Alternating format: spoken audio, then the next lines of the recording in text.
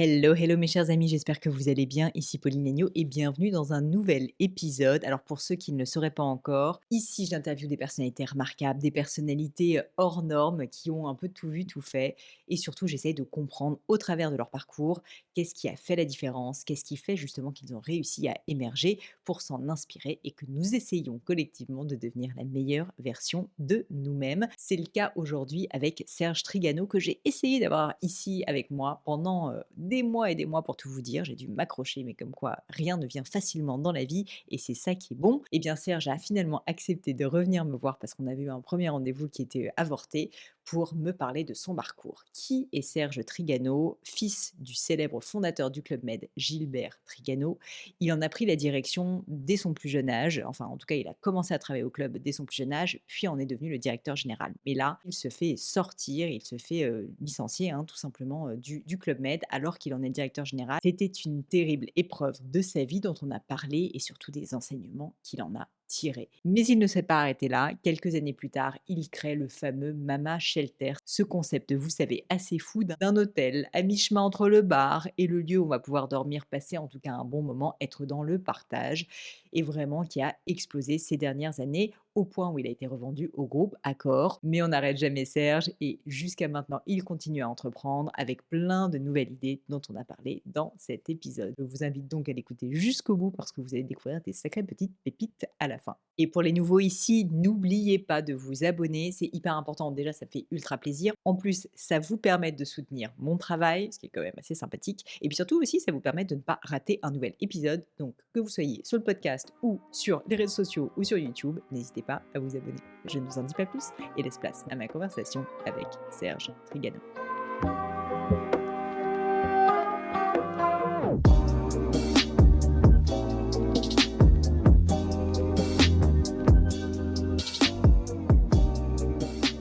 Serge, je suis très heureuse de vous avoir parce que je ne sais pas si vous vous rappelez, mais nous avions eu un rendez-vous manqué. Le Covid s'est abattu sur nous, ou la Covid, si je parlais mieux français, et donc nous n'avions pas pu nous voir en 2020. Mais je n'abandonne jamais. Et donc, nous avons réussi à trouver à nouveau cet agenda commun. Je suis enchantée parce que j'ai plein de questions pour vous.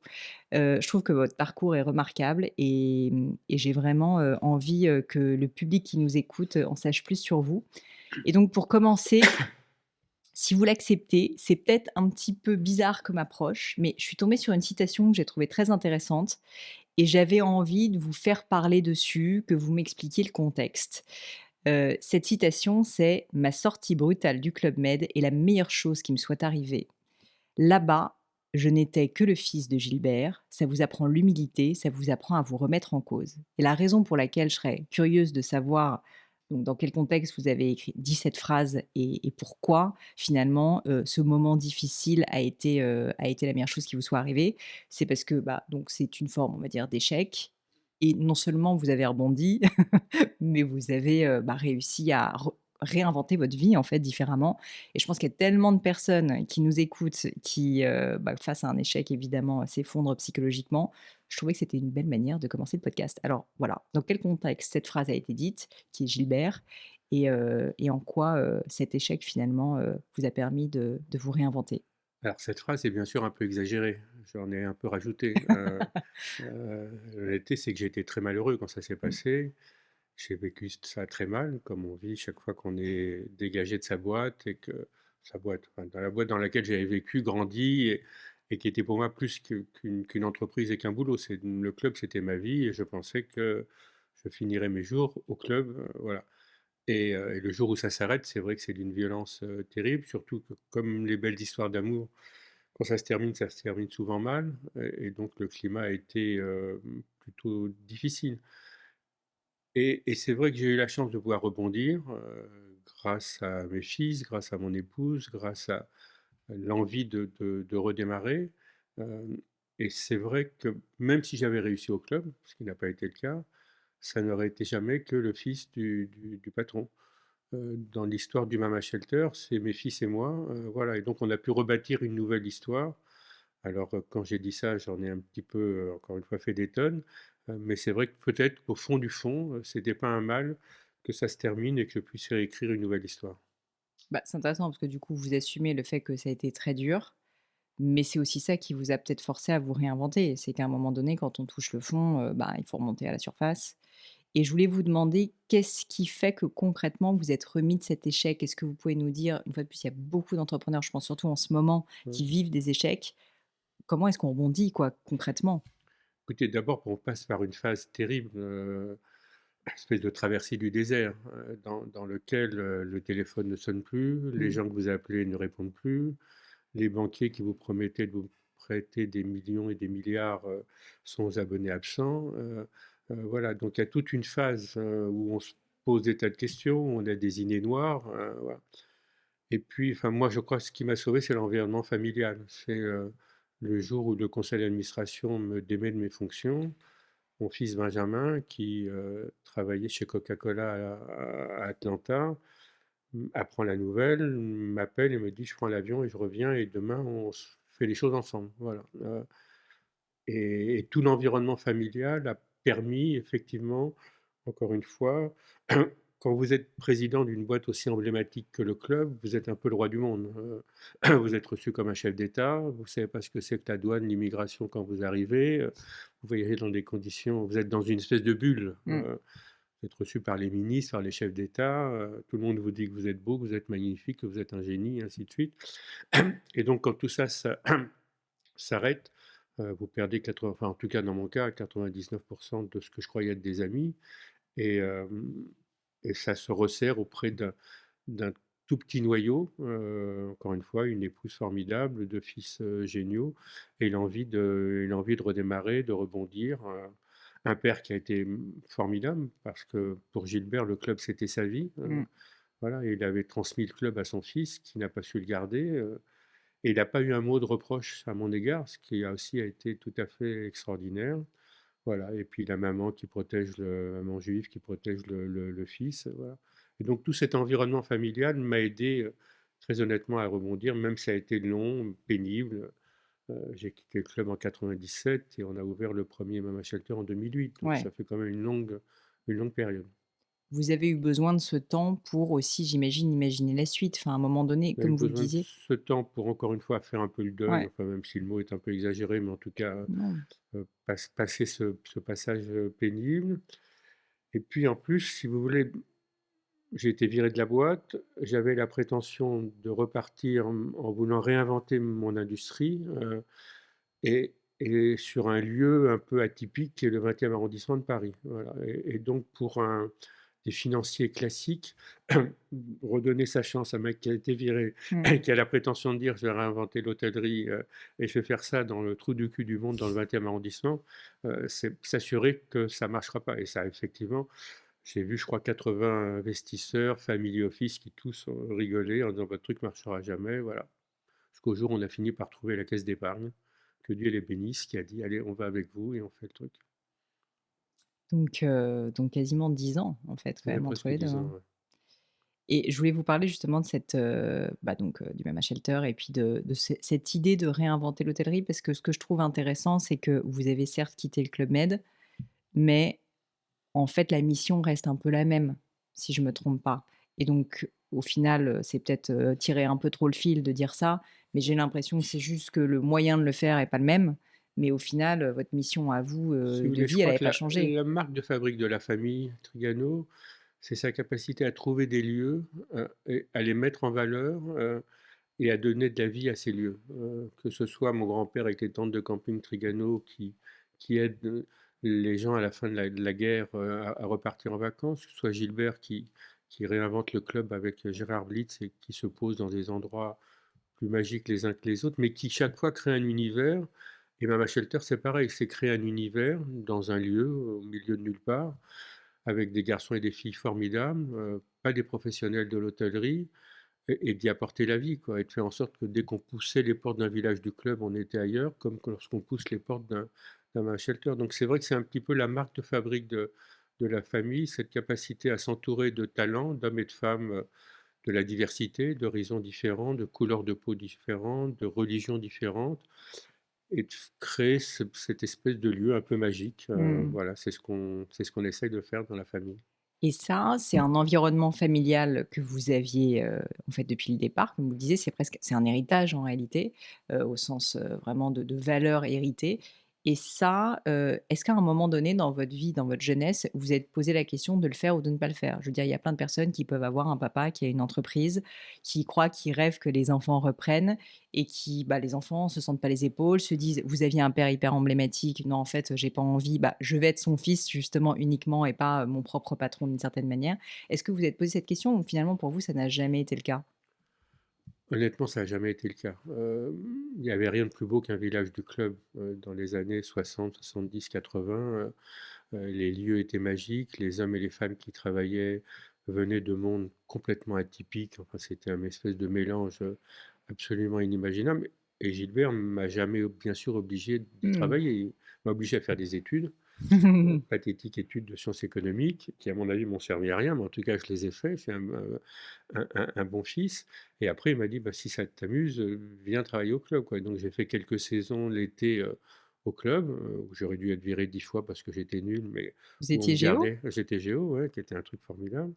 Puis après j'étais chef de village, voilà et donc Gilbert m'a dit: «Bah, écoute, si tu veux, les portes du club sont ouvertes, on verra ce que tu seras capable de faire, quoi», voilà et je suis tombé amoureux de cette maison, de ces hommes, de ces femmes, mais Mmh. voilà. Mais ça s'est fait, dans la douceur. Je pense que si j'avais dit à Gilbert: «J'ai envie de faire autre chose», il n'y aurait pas Mmh. eu de problème. Alors donc on reparle maintenant de réinventer l'hôtellerie. Donc en 2008, vous lancez ce pari fou. C'était quoi l'idée derrière? Ce que je veux dire par là, c'est, comme vous dites, c'est complètement atypique. Un hôtel dans le 20e arrondissement où les gens peuvent venir, aller, être eux-mêmes, on est reçu comme ça, un peu comme à la maison. Franchement, ça n'existe pas. C'était un projet que vous aviez depuis un moment? C'est arrivé d'un coup? Enfin, comment ça Écoute, s'est fait? c'est arrivé à force de discussions, d'engueulades, de bagarres entre, mes fils, moi, notre associé Cyril. On n'était jamais d'accord sur rien, et ça s'est fait petit à petit. Enfin, il n'y avait pas d'études, de business plan en avant, il n'y avait pas de recherche, on a marché à l'instinct. Nous, on marche à l'instinct, voilà, on s'est dit qu'un hôtel, ça pouvait être autre chose qu'un lieu à dormir, jusqu'à l'arrivée du Mama Shelter, en tout cas en France et en Europe. Un hôtel, c'était un lieu où on rentrait, Mmh, on posait ses valises dans sa chambre et puis on sortait en courant et on cherchait le petit restaurant dans le c'est coin, clair. le bar et voilà et vous viendrez jamais à l'idée de manger dans l'hôtel dans lequel vous séjourniez et nous, on s'est dit: «Prenons un peu le contre-pied de ça essayons de faire des hôtels dans lesquels on ait plaisir à rester, à prendre un verre, à déjeuner, à écouter de la musique, à danser le soir, et donc on a essayé d'imaginer et d'ailleurs un jour on a rencontré les gens de Marriott qu'on a essayé de convaincre de nous accompagner dans le projet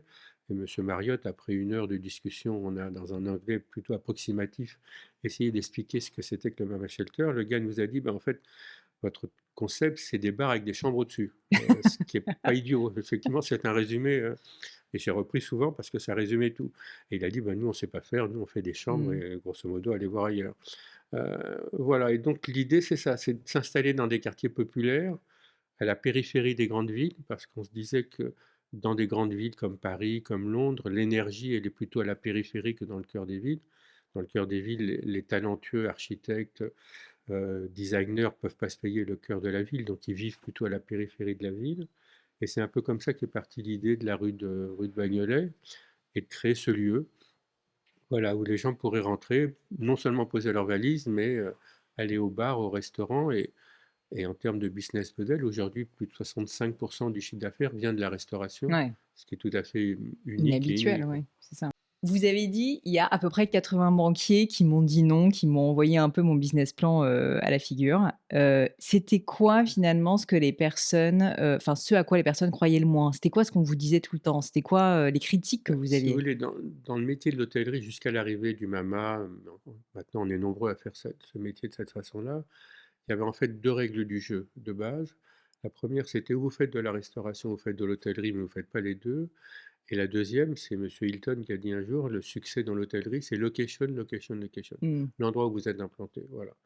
Et donc quand vous arrivez voir des investisseurs, des financiers, des banquiers et que vous leur dites que je vais faire un restaurant, qui va être un point important de la vie et je fais ça dans le 20e arrondissement, encore une fois, les gars disent: «Ça ne peut pas marcher» puisqu'ils vivent avec des business models basés sur le passé et il y a même un consultant, qui est considéré comme le pape de la restauration en France, à qui la banque, la caisse d'épargne a demandé de faire une petite étude de marché parce que même si elle était d'accord, elle voulait quand même, Quand même vérifier un petit vous peu. pouvez vérifier et donc le gars fait son étude et vient nous voir, un soir, j'oublierai jamais cette séance et il dit: «Monsieur Trigano, voilà le rapport, je suis désolé, il est totalement négatif, votre truc ne marchera pas. L'hôtel, il y aura peut-être un peu de monde parce que vous avez Philippe Stark qui est une signature, mais le restaurant, c'est impossible qu'un restaurant marche là où vous l'avez fait.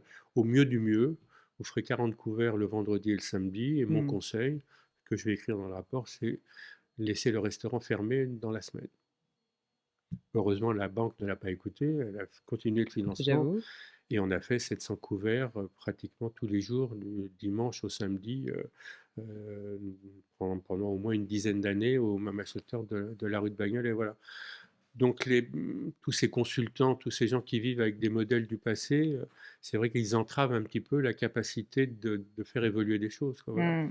Et donc ils n'y croyaient pas pour ces 2 raisons, plus accessoirement le fait que le porteur du projet est quelqu'un qui avait été viré et à la France, à la différence des États-Unis, moi j'ai vécu 5 ans aux États-Unis, et quand l'histoire est arrivée, je me suis retrouvé un jour, à New York avec des copains américains. Je commençais à pleurer, raconter mon histoire et les gars me disent: «Écoute, grosso modo, ne nous ennuie pas avec ton histoire.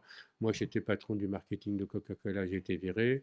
Moi, j'ai été chez Procter, j'ai été viré. On a tous été virés, on a tous rebondi. Donc Mmh. grosso modo, nous ennuie plus avec ton Club Med et dis-nous ce que tu vas faire demain, quoi», voilà. Alors qu'en France, le fait d'avoir été viré, c'est toujours un peu marqué au fer rouge, quoi. Ouais. C'est voilà, mais c'est comme ça. Vous avez douté, vous, du projet à un moment donné? J'ai Typ douté un moment, oui. Typiquement quand il y a ce Oui, oui, type-là qui oui, vous oui, dit oui, ça? parce que quand vous en étiez au 30e, 40e gars Ouais. qui vous disait: «Écoutez, c'est un peu» enfin, en plus, il fallait financer le projet, Bah, donc c'est ça, fallait trouver les sous, on quoi. avait acheté un très bel appartement qu'on a vendu pour, continuer à financer le projet. Voilà, donc à un moment donné, oui, on finit par se heureusement, encore une fois, il y avait mes 2 fils, il y avait notre associé à l'époque, Cyril, et quand l'un avait le moral dans les chaussettes, c'est l'autre qui le remontait et Mmh. vice versa, quoi. Parce qu'on a eu des séances, on sortait de chez les banquiers, on allait dans le café d'en face, on n'y arrivera pas, quoi, voilà, et la nuit, on s'appelait: «Et qu'est-ce qu'on fait?» et on laisse tomber, Il y a même un jour un des gros banquiers de la place de Paris qui nous a dit: «Écoutez, on va reprendre votre projet et c'est nous qui allons le donner à quelqu'un d'autre parce que vous serez capable de le financer, de le gérer», quoi. Donc oui, il y a eu des moments un petit peu, difficiles.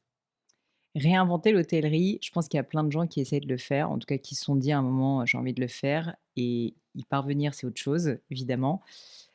Proposer un vrai concept nouveau qui fasse la différence, c'est pas donné à tout le monde. Si vous essayez de prendre un peu de recul, qu'est-ce qui fait que dès le début quand même, même s'il y a eu énormément de travail, vous avez eu ces 700 couverts, ça s'est mis à marcher en fait? Qu'est-ce qui pour vous a fait que ça a émergé aussi rapidement malgré tout? Je crois 2 choses. Un, le concept n'était pas idiot. Des chambres abordables, les premières chambres étaient à 69 €, dessinées par Philippe Stark. Heu, on C'est on jamais arrive vu ça. juste on arrive juste à l'époque où il y a la crise des subprimes, une crise financière terrible en France, enfin et dans le monde. Les entreprises, baissent les coûts Mmh. de déplacement, et donc pour un certain nombre de voyages professionnels, ils peuvent plus se payer les 4 et 5 étoiles auxquelles ils avaient droit. Se retrouver dans un hôtel dessiné par Stark, c'est garder quand même une part du standing et d'un truc assez sympa et il est abordable. Ça c'est la première, peut-être la 1re raison. L'autre raison, c'est que c'était un concept qui correspondait aux attentes des gens. Enfin, c'était encore une fois un truc en toute simplicité. Le casting était marrant. On avait embauché des garçons et des filles d'horizons complètement différents. L'ancien chef concierge du Plaza Athénée, des anciens de chez Disney, de Alain Sanderins, qui était un des grands chefs Mmh. étoilés qui a accepté de nous accompagner. Voilà, donc c'est tout ce mélange-là, ce casting un peu à part, le fait que ça venait plus d'une intuition. Qu'est-ce qu'on a envie quand on est en voyage? Quand vous êtes aujourd'hui sur le rooftop du Mama Shelter de Los Angeles, vous êtes avec les gars et les filles qui travaillent chez Netflix, qui ont leur bureau à côté et vous sentez les palpitations de la ville. Voilà, pareil à Bordeaux, pareil dans toutes ces villes, un étranger se sent proche des palpitations de la ville. Voilà, donc c'est tout cet ensemble Mmh. de choses qui fait que bon, bah, la mayonnaise a pris et puis vous savez, dans notre métier, mais vous le savez ça sûrement mieux que moi, il faut raconter une histoire. Ouvrir un hôtel, il s'en ouvre tous les jours des dizaines à travers le monde. Les journalistes, ils ont besoin qu'on leur raconte une histoire. Là, l'histoire, elle était incroyable. Enfin, Ouais. je veux dire, les Ah bah, c'est Trigano clair. qu'on avait quittés, virés du club en paréo et qui se retrouvent, rue de Bagnolet, Stark qui travaille pour l'émir du Qatar et qui accepte de faire, participer à ce projet, Sander Reims, qui a un 3 étoiles place de la Madeleine et qui vient se fourvoyer là-dedans. Le quartier de la rue de Bagnolet, complètement atypique. Donc les journalistes sont rentrés là-dedans en se disant: Mmh. il y a quelque chose à raconter, quoi. Et la première journaliste qui est venue voir, Nathalie Bensaël, qui travaillait à Libération quand j'ai quitté le club, qui est une des journalistes qui m'a pas trop tapé dessus, même pas du tout, qui a demandé à visiter l'hôtel avant qu'on ouvre, visite le truc, on était tous là avec Stark et compagnie. Et elle finit la visite et elle dit: «C'est de la balle», je connaissais même pas l'expression, et elle nous a fait 4 pages dans l'Obs en disant: «Voilà, ces types sont en train de réinventer l'hôtellerie et vous savez comment ça se passe, le premier papier est bon et Mmh. donc les autres, suivent». Ça a amusé, les masques dans les chambres, les Japonais ont trouvé qu'on était des génies qui avaient réinventé l'éclairage dans les chambres, alors que c'est simplement parce qu'on n'avait pas un rond et que Stark avait pris des lampes de chantier et qu'il avait mis un masque dessus. Voilà, le fait de ne pas avoir d'argent, ça aide un peu à être créatif et à créer le buzz. J'adore cette histoire, je la connaissais pas. Je voulais vous demander aussi ces histoires de noms de célébrités, stars, tendances, comme vous le dites. Ce qui est génial, en fait, c'est que c'était complètement inattendu de les voir, comme vous dites, dans le 20e, et ça a fait partie de la marque de fabrique et de l'histoire. J'imagine que c'est pas si facile de les attirer. Alors, certainement, vous les connaissiez auparavant, mais malgré tout, comme vous dites aussi, ils ont rien enfin, c'est pas qu'ils ont rien à gagner, mais ils ont plein d'autres projets s'ils le souhaitent, ils sont très pris, c'est quand même un risque aussi pour eux. Qu'est-ce qui fait que, vous avez réussi à les convaincre? Parce que là Alors aussi, je c'est pense qu'il y a plein de gens qui nous écoutent, qui se disent, «Ben, moi aussi, j'aimerais bien attirer telle personne». Comment est-ce qu'on fait, quoi, concrètement? alors, Philippe Stark, je l'avais rencontré quand j'étais encore au club. On avait commencé la montée en gamme et je cherchais un designer et mon épouse dit: «Écoute, le gars le plus brillant, c'est Philippe Stark, essaye de le contacter». Donc je contacte Philippe, qui à mon grand étonnement, 3 jours après vient au bureau et on commence à parler un petit peu et je raconte à Philippe, voilà, le club, ce que c'est, ce qu'on a envie de faire, de monter en gamme, de faire évoluer le club et Philippe me dit: «Mais moi, c'est un projet qui m'intéresse, quand on était jeunes, on passait souvent nos vacances, Mmh. dans des villages du club, ma maman nous amenait, c'est un truc formidable. Si on le fait, j'aimerais, pas seulement dessiner un village du club, mais être directeur artistique». On dit: «OK». Puis après l'histoire se termine, bon. Et Stark fait partie des rares personnes, quand l'histoire s'est terminée, qui nous est resté fidèle. Mmh. Nos successeurs lui ont fait un pont d'or, 10 fois mieux que ce que moi je lui ai proposé. Et Stark a dit: «Moi, je suis tombé amoureux des Trigano, je ne les laisserai pas tomber». Et donc il nous a dit: «Moi, si vous refaites un truc, je le fais avec vous». Et quand on lui a dit: «Voilà, on a envie de refaire un», au début, on voulait faire un resort au Maroc et puis tout s'est pas fait. Et donc Philippe a accepté de jouer le jeu avec nous. Il a été, tout à fait extraordinaire parce que Philippe, non seulement il a un talent fou, mais c'est un conteur. C'est-à-dire que Philippe, vous le mettez en Mmh. face d'un journaliste, il vous Mmh. raconte le truc mieux que moi. Vous le mettez devant le patron de la Caisse des dépôts, il explique le concept du Mama Shelter mieux que moi. Il lui parle d'amour au patron de la Caisse des dépôts qui tombe de sa chaise, en disant: C'est «Qui sont ces génial. mecs qui viennent me parler d'amour et non pas de taux de rendement et de rentabilité?» Voilà. Et puis Sanderin, pareil, on l'avait connu à l'époque du club. On n'avait pas pensé à lui au départ. La plupart des chefs nous ont dit: «Moi, je ne mettrai jamais mon nom dans votre truc, Oui, dans donc le vous avez quand même 20e». essuyé pas mal de On a aussi refus. pas mal de refus. Et puis après, on a pensé à Alain qui, curieusement, est venu un jour, accompagné de sa femme. On était à 3 mois d'ouverture, on cherchait désespérément un chef et on explique, voilà, à Alain ce qu'on voudrait faire, une cuisine de partage, cuisine de la maman, et ainsi de suite. Et Alain dit: «Pourquoi pas?» Il rentre, il visite la cuisine, il revient et il me dit: «Écoute, moi je veux bien faire avec toi, mais ta cuisine est mal foutue. Si vous refaites la cuisine, je signe, sinon je ne fais pas». On n'avait plus un Ah rond, ouais. on était ruinés complètement, on refait la cuisine, on remprunte de l'argent à la banque et Alain a été époustouflant parce que souvent, les chefs, ils mettent leur signature puis on ne les voit jamais Ouais. et Alain, il était là, il faisait des food testing avec mon fils Jérémy. Le soir, il envoyait des espions qui venaient dîner et le lendemain, il faisait le débriefing en disant: «Dis-moi, hier, la purée était pas bonne, le truc, et donc il a été époustouflant et il nous a aidés à dé voilà, donc c'est à la fois du relationnel, encore une fois avec Philippe, c'est une vision d'Alain, voilà et puis le reste, bah, c'est un mélange de gens qui trouvaient qu'on était des gens honnêtes et que ça les intéressait de travailler avec nous, Qui avait envie de partager qui avaient envie de l'aventure, le partager projet? l'aventure. Et en fait, je constate quand même depuis le début dans ce que vous me dites, à quel point l'humain, à quel point le partage, à quel point les rencontres entre vos fils, alors vous allez me dire, c'est pas vraiment une rencontre, vos fils, mais enfin, à quel point quand même, une grande partie de vos succès, sans vouloir, les enlever, mais c'est aussi se sont construits parce que vous avez réussi à vous entourer, à fédérer, à attirer, mais je dis pas ça d'une manière, négative, au contraire, à donner envie à des personnes de faire des paris fous avec vous. C'est quand même, assez dingue. Ouais, je crois que c'est un peu ce que Gilbert a fait avec le club, hein. Le club s'est construit comme ça, pareil avec des hommes et des femmes d'horizons complètement, différents, déracinés. Les gens qui avaient quitté l'Afrique du Nord, au moment de l'indépendance, on a retrouvé des tas de gars et filles qui ont rejoint le club, des gens qui ont quitté les pays de l'Est qui avaient rejoint le club. Donc c'était un espèce d'amalgame d'hommes et de femmes qui se retrouvaient unis, Mmh. encore une fois, quelle que soit leur couleur de peau, leur religion, les juifs, les musulmans, tout ça se mélangeait de façon extraordinaire. Ça a été le génie de Gilbert.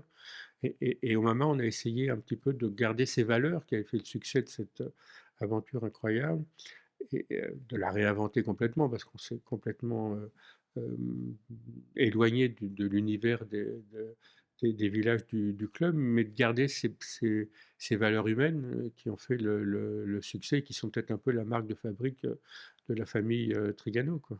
Et alors j'ai vu, mais vous m'arrêtez si je dis une bêtise, que, vous avez une gestion du staff qui est assez unique, donc de par cette diversité d'ailleurs, et si je ne me trompe pas, vous avez même l'intention, un jour, de créer votre propre école de formation au métier de l'hôtellerie et de la restauration. Donc j'imagine Heu, parce que vous avez Bien une informé, vous. une vision, ouais, je fais un Ouais. peu mon boulot, ouais.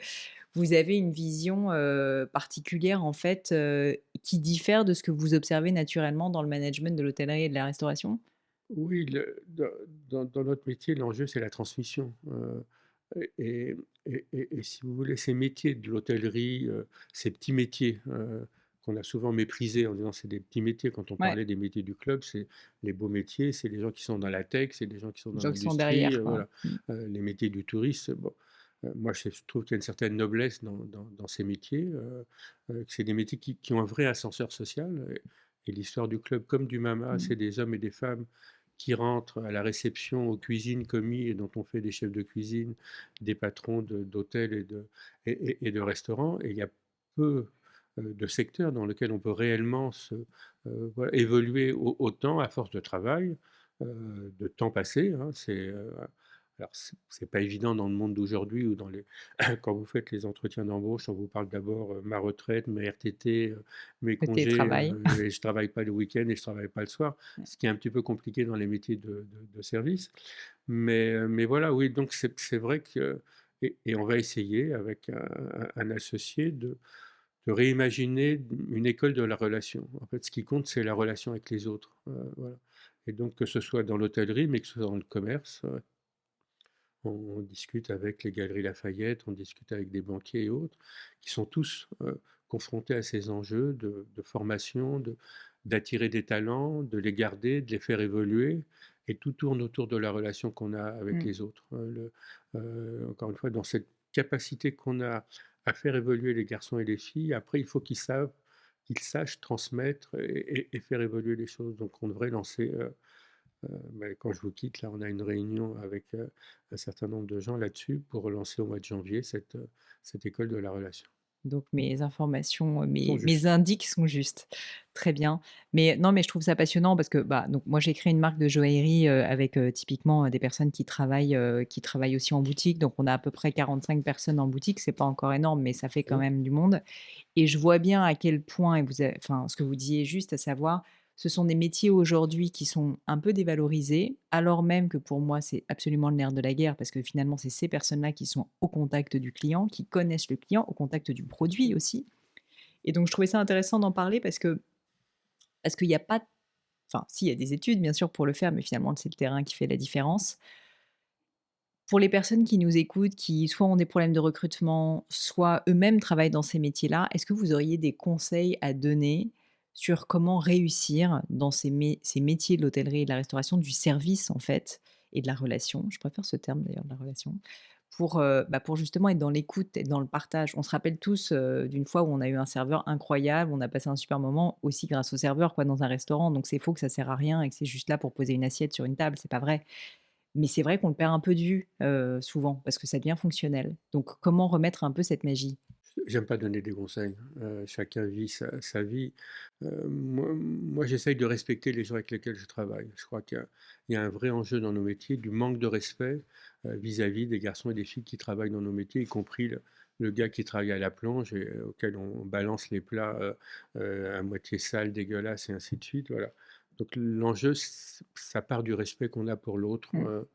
et c'est ce qu'on a essayé de faire toute notre vie, c'est de respecter les garçons et les filles qui travaillent avec nous. C'est peut-être la raison pour laquelle ils nous restent très attachés. C'est-à-dire que dans un monde, dans l'hôtellerie, où la durée de vie moyenne de quelqu'un dans l'hôtellerie et la restauration, c'est entre 6 mois et 1 an, il y a au Mama Shelter des garçons et des filles qui ont commencé l'aventure avec nous il y a 16 ans et qui sont rentrés réceptionnistes et qui ne veulent pas partir, quoi. Voilà. Parce qu'ils s'y trouvent bien, parce qu'on les respecte, parce que je crois que c'est le respect qui est important, c'est l'importance de cette relation avec les autres, et ça, on va essayer de le transmettre, on l'a ou on l'a pas, pour être honnête. Si vous l'avez pas, moi ce que j'essaye chaque fois qu'on ouvrait un nouveau mama, je mettais un point d'honneur à aller raconter l'histoire aux garçons et aux filles qui rentraient dans la Mmh. boîte. On leur disait: «Écoutez, c'est pas un hôtel comme un autre, c'est pas un restaurant comme un autre.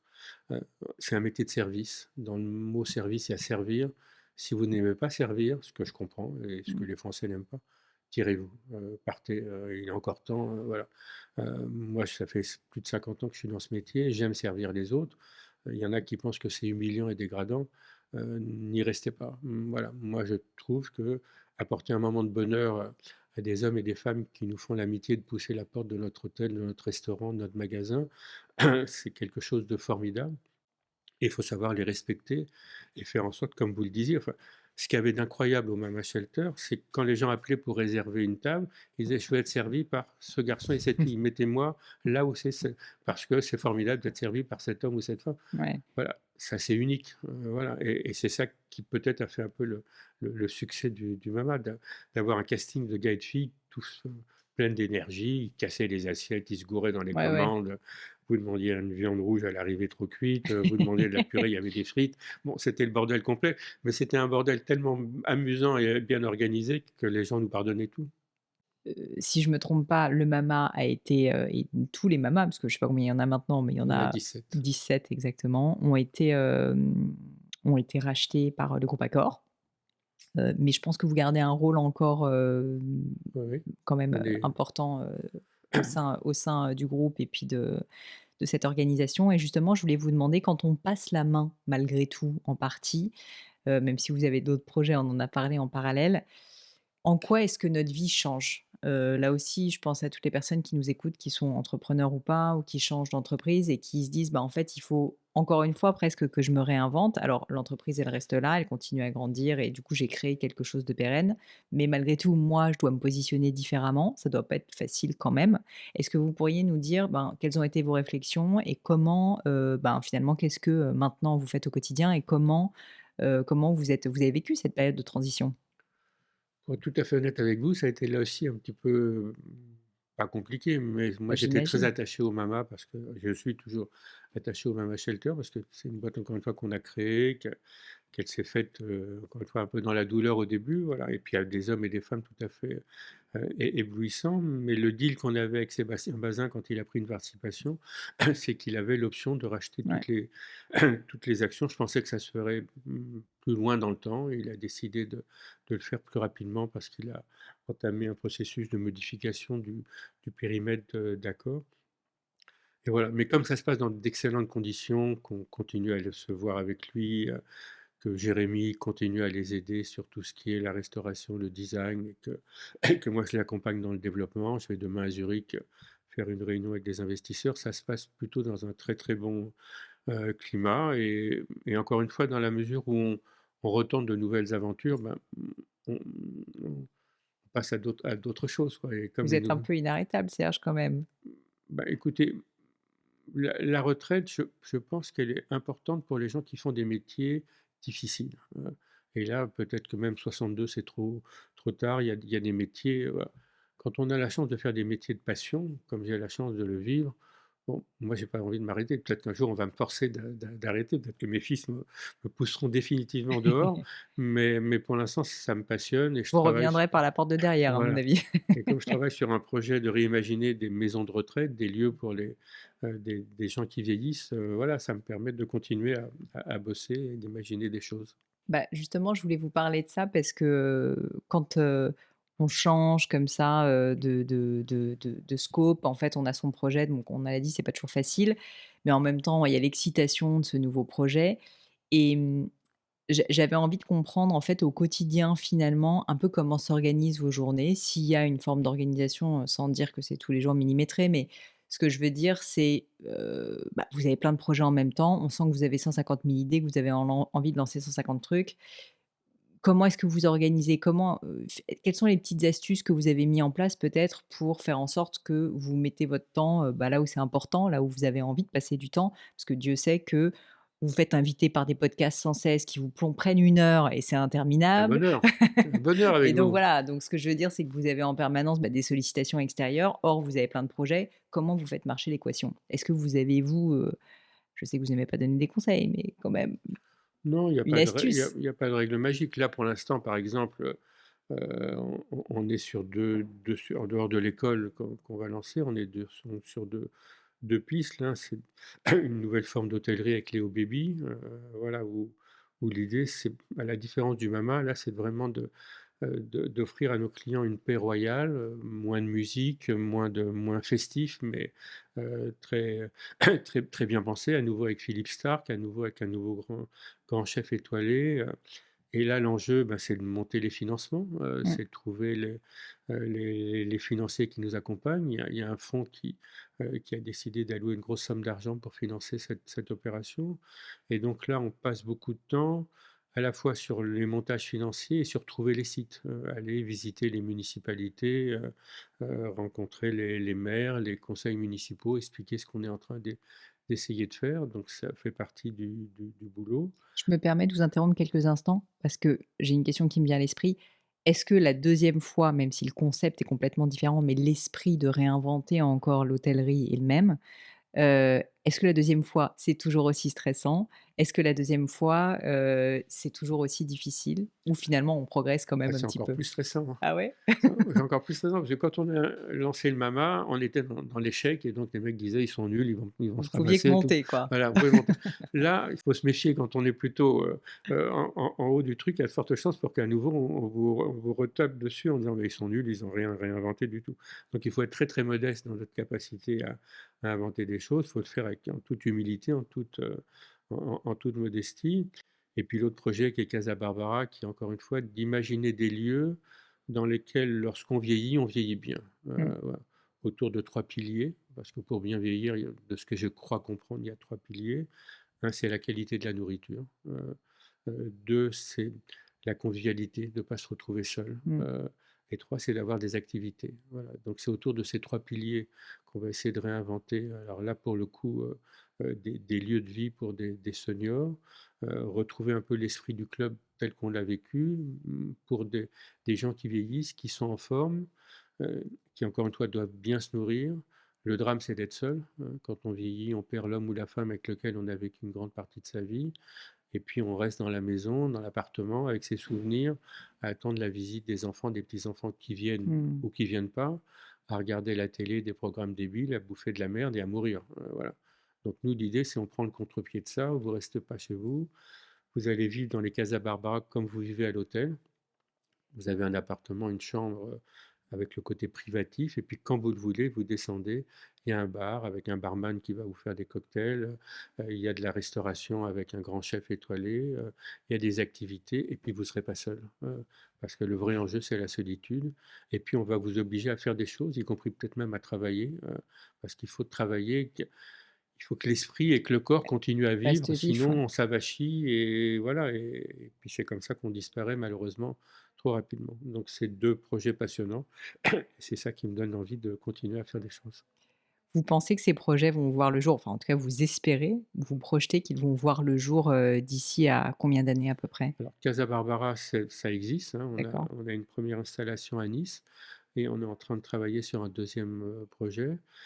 Et au baby, on devrait voir le jour dans 24 mois à Milan, une première opération. Et puis ensuite, il y a 3-4 négociations en cours, dont un projet à Saint-Ouen, où il y a ce maire emblématique dont on parle beaucoup actuellement. Et on espère pouvoir signer dans les heures qui viennent le projet du deuxième au baby et du premier en France. Je souhaite. Bah, ce que je trouve génial là dans tout ce que vous dites, ça fait un peu je pense la nique aux personnes qui se disent: «OK, bah, finalement, il y a que la tech, ou qu'il y a les nouvelles technologies pour réinventer, le monde de demain».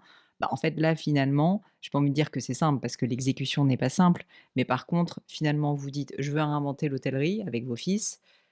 C'est c'est c'est réinventer l'hôtellerie, mais juste en étant créatif, quoi. Je veux dire, c'est, entre guillemets, c'est pas Si il y vous a pas de voulez, technologie, il y a pas de ce qui va changer le monde, notre monde dans lequel nos enfants vont vivre demain, c'est l'intelligence artificielle, qui va bouleverser la donne, qui va supprimer des milliers d'emplois à travers le monde. Ça va en créer d'autres, mais ça va, bon.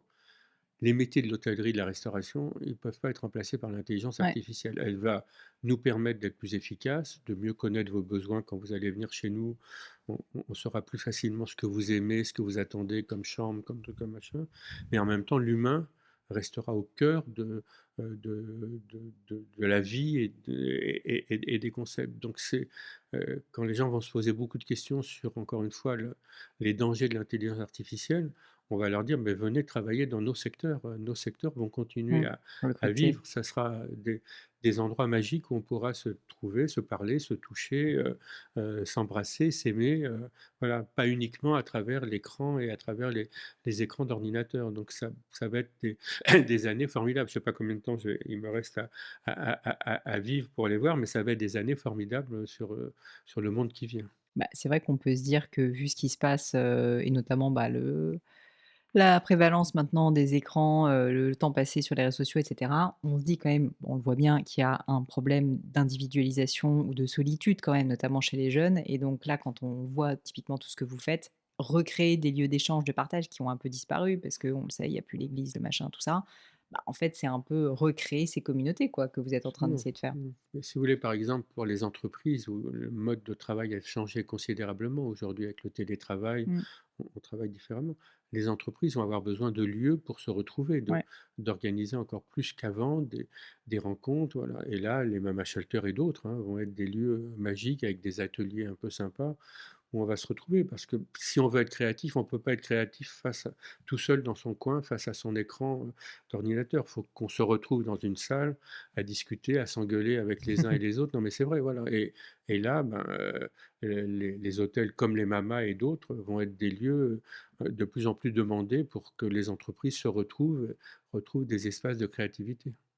Bon, Serge, on arrive au bout de cette interview. J'espère que vous en pouvez encore. Encore, encore. J'ai toujours à la fin quelques questions que je pose à chacun de mes invités, qui sont des questions un peu, on va dire, de philosophie de vie, vous allez voir. Alors, il y en a une, la première, je pense que vous allez me dire que vous avez déjà répondu, mais je la pose quand même au cas où vous auriez une autre idée, c'est: est-ce que vous avez vécu dans votre vie un grand échec dont vous pourriez me parler et l'enseignement qu'il vous a appris? Peut-être que du coup on peut, si on parle du Club Med, que vous reformuliez l'enseignement principal que vous en avez tiré.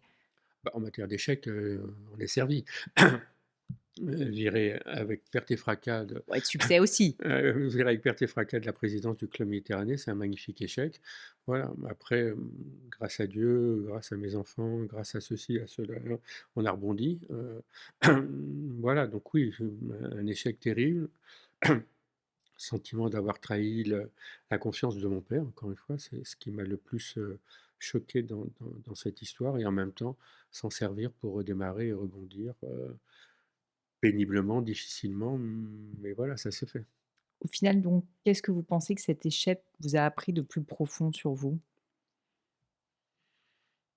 Moi, je dis toujours l'humilité, parce que je crois pas être trop prétentieux, mais c'est vrai qu'à un moment donné, vous finissez par croire que vous êtes un type génial, formidable et ainsi de suite, à force de l'entendre matin, midi et soir. Et quand un jour, ben, l'histoire se termine et que tous ceux qui vous ont flatté vous ont tourné le dos et vous ont oublié, ça vous permet de retrouver une certaine forme d'humilité et de redémarrer à la base et c'est très bien comme ça. S'il y avait quelque chose à refaire, qu'est-ce que vous referiez différemment? s'il y avait des choses à faire, dans l'histoire du club, je me serais entouré différemment. Mmh. J'aurais agi plus vite, peut-être été trop long à il y a une journaliste qui avait dit: «Il a raté parce qu'il a pas su tuer le père». Bon, moi j'aurais jamais tué le père, ni au sens figuré, ni au sens, réel, mais c'est vrai que voilà, à un moment donné, il aurait peut-être fallu aller plus rapidement, plus violemment et ça j'ai pas su le faire, c'est pas dans mon tempérament. Je suis peut-être un peu trop gentil et ça m'a, certainement pas aidé complètement. Cette question, je l'aime bien. Qu'est-ce que vous trouvez beau? Ça peut être au sens métaphorique ou littéral, d'un bel objet, d'un beau paysage, et cetera. Le rire et le sourire de mes petits-enfants. Belle réponse. Et alors à l'inverse, qu'est-ce qui vous irrite? Qu'est-ce que vous détestez voir, observer? Qu'est-ce que vous trouvez moche et laid? Il y a plein de choses qui m'irritent, moi, je suis irrité par ce qui se passe pour un gars que je connais pas, qui s'appelle Ibrahim Malouf, et qui s'est trouvé jeté du jury de Deauville, parce qu'il a été accusé, je crois à tort, puisque la justice l'a lavé de tout soupçon. Et et la peur du malaise tel qu'il a été exprimé par la directrice du festival, je trouve ça scandaleux. Je connais pas ce monsieur, je l'ai jamais rencontré, j'aime sa musique, mais ça s'arrête là. Je trouve qu'on vit dans une société de fous, quoi. Je veux dire, pouvoir déprogrammer un homme qui a été accusé, qui a été blanchi par la justice, Mmh. de peur qu'il y ait un malaise sur les réseaux sociaux, on se fout du monde, quoi. Pardon, C'est on se la fout du monde. tyrannie des réseaux sociaux. Voilà, Ça et ça, porte je un trouve nom. ça scandaleux. Est-ce que, il y a une cause qui vous tient à cœur, un engagement que vous avez, pour lequel vous êtes investi particulièrement? Moi, ce qui me tient à cœur, c'est tout ce qui touche au monde des enfants, aux maladies des enfants. Les quelques droits d'auteur que j'ai reçus pour le livre, j'ai tout donné à des associations, dont l'association de Philippe Cavrivière, qui s'occupe des enfants qui vivent leur maladie. Moi, c'est tout ça qui me touche et qui me bouleverse, Maintenant Serge, on passe un peu du coq à l'âne, mais est-ce que vous avez une citation, une maxime, une phrase qui vous porte, qui vous touche particulièrement, que vous pourriez partager avec nous? Oui, il y a une citation de Winston Churchill, j'aime bien, qui est: «La chance n'existe pas. Ce que vous avez appelé la chance, c'est l'attention portée aux détails». Et je trouve que ça dit tout dans nos métiers. Voilà, on est dans nos métiers, en tout cas dans les métiers de service, c'est dans le détail que se fait le succès. Le succès du MAMA, le succès de demain, j'espère, de Casa Barbara, ça va être notre capacité à travailler sur chaque détail qui forment un tout et qui font que votre expérience quand vous venez chez nous est tout à fait unique et exceptionnelle. Et donc vous-même, par exemple, vous continuez à aller énormément sur le terrain, j'imagine? Ah oui, tout à fait, ouais, ouais. C'est typiquement quel rythme? C'est tous les jours, tout le temps? Bah, écoutez, Quasiment? quand on était dans les mamas, on y était tous les jours, on déjeunait tous les jours dans les mamas, on regardait tous les jours, on Mmh. essayait de corriger, tous les jours et ça sera la même chose dans les aventures de demain. Mmh. Est-ce qu'il y a un sujet sur lequel vous avez déjà changé d'avis, qui vous vient à l'esprit? Je change tout le temps d'avis, donc non, il y en a pas un particulier, non, il m'arrive d'évoluer, de changer, mais il y a pas de sujet sur lequel j'ai profondément changé. Alors celle-ci, il en reste 2. Je l'aime bien aussi, vous allez voir, elle est rigolote, c'est un peu ma question politiquement non correcte. Est-ce que vous avez une croyance ou une opinion qui est controversée, qui est pas, partagée globalement par le grand public? Écoutez, moi, il y a un débat aujourd'hui qui me rend un peu hystérique, c'est, tout le débat sur le surtourisme. Heu, Moi, je plaide pour le tourisme de masse, le tourisme populaire. Je crois que c'est malhonnête, de culpabiliser des hommes et des femmes pour qui, le bonheur, c'est de partir en vacances, y compris au moment où tout le monde part en vacances, y compris dans des lieux où tout le monde part, en vacances. Parce que pour le Français, le Brésilien et autres, qui a économisé toute son année pour se payer une semaine de vacances et qui ne peut pas faire autrement que de partir dans des lieux où il y a beaucoup de monde, qui avec le temps va évoluer, qui avec le temps va comprendre qu'il faut changer. Je trouve qu'il faut le respecter autant que le gars qui part faire un séjour au Costa Rica, Mmh. qui coûte 10 fois le prix de la semaine des hommes et des femmes qui vont à Venise, avec d'autres milliers de personnes. Donc tout ce débat sur le surtourisme qui consiste en fait à faire le procès du tourisme populaire m'irrite au plus haut point. Je vois ça et merci de l'avoir partagé. Et alors, une dernière question pour vous, parce que je suis littéraire d'origine. Est-ce qu'il y a un livre ou des livres qui vous ont particulièrement marqué, impacté, peut-être, même transformé, que vous pourriez, partager avec nous? Non, moi je suis très éclectique, quand j'ai pas le moral, je relis les Tintins, OK. qui est une bonne base de littérature. Quand je veux m'enrichir, je lis un livre de Max Gallo sur Louis XIV, OK. qui est une biblio, hein. Quand je veux faire un peu plus intello, je lis un livre, en anglais d'un gars qui s'appelle Tim Marshall, qui est sur le poids de la géographie dans le monde de demain et comment la géographie va affecter les relations politiques Mmh, de demain, voilà. Donc je suis éclectique. éclectique, j'essaye de lire des choses un peu différentes chaque fois. Serge, un grand, grand merci, de m'avoir partagé autant de choses, d'avoir accepté, ce rendez-vous aussi. Je pense que comme vous êtes au cœur des valeurs de partage, d'échange, de relations, bah, en fait, je pense qu'avec ce podcast, on est dedans, donc merci beaucoup de nous transmettre tout ça. Si des personnes qui nous suivent, ont envie de suivre vos aventures, donc je crois que vous êtes assez présent sur LinkedIn quand Mmh. même, donc on peut vous suivre sur LinkedIn, on peut vous envoyer des petits messages, on peut aller voir, Oh Baby, on peut aller voir, Casa Casa Barbara, Barbara et quand même les Mama Shelter aussi, absolument. puisque vous êtes toujours, très impliqués. Je vous remercie 1000 fois pour votre générosité, pour votre temps et puis pour votre gentillesse, ça fait plaisir. Merci à vous.